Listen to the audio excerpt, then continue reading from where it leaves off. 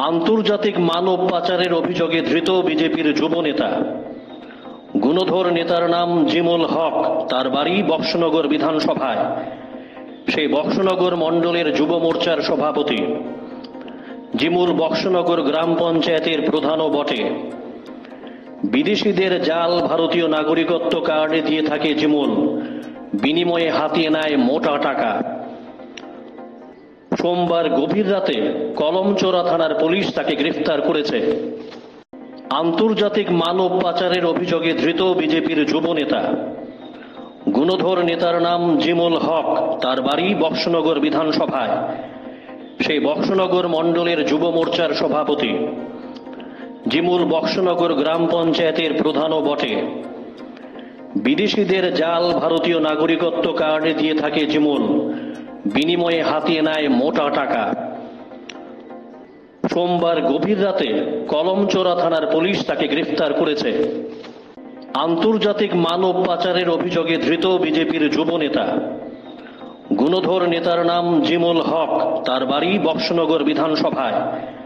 সেই বক্সনগর মণ্ডলের যুব মোর্চার সভাপতি। জিমুল বক্সনগর গ্রাম পঞ্চায়েতের প্রধানও বটে।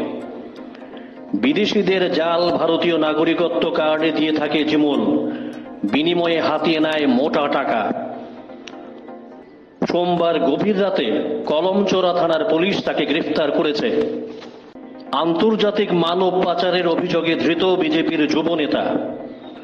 গুণধর নেতার নাম জিমুল হক, তার বাড়ি বক্সনগর বিধানসভায়। সেই বক্সনগর মণ্ডলের যুব মোর্চার সভাপতি। জিমুল বক্সনগর গ্রাম পঞ্চায়েতের প্রধানও বটে। বিদেশিদের জাল ভারতীয় নাগরিকত্ব কার্ডে দিয়ে থাকে জিমুল, বিনিময়ে হাতিয়ে নেয় মোটা টাকা। সোমবার গভীর রাতে কলমচোরা থানার পুলিশ তাকে গ্রেফতার করেছে।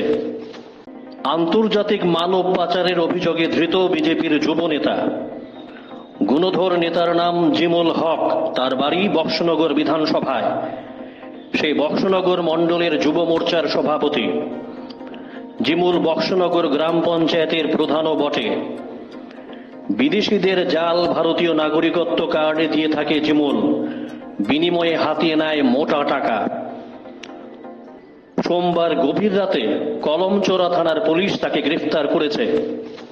আন্তর্জাতিক মানব পাচারের অভিযোগে ধৃত বিজেপির যুব নেতা। গুণধর নেতার নাম জিমুল হক, তার বাড়ি বক্সনগর বিধানসভায়। সেই বক্সনগর মণ্ডলের যুব মোর্চার সভাপতি। জিমুল বক্সনগর গ্রাম পঞ্চায়েতের প্রধানও বটে। বিদেশিদের জাল ভারতীয় নাগরিকত্ব কার্ডে দিয়ে থাকে জিমুল, বিনিময়ে হাতিয়ে নেয় মোটা টাকা। সোমবার গভীর রাতে কলমচোরা থানার পুলিশ তাকে গ্রেফতার করেছে।